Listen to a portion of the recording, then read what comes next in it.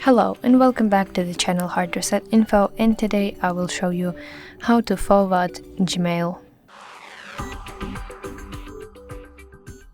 So first of all, let's open Gmail application,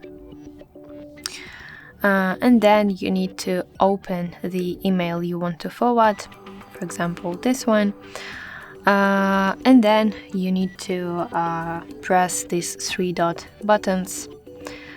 And here you can see word forward, and here you need to enter the email address you want to send, to who you want to send.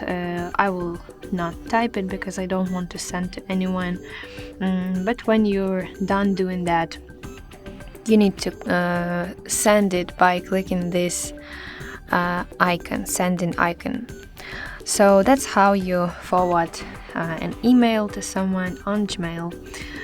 So if you find this video helpful, please leave your thumbs up and don't forget to subscribe to our channel. See you later. Bye bye.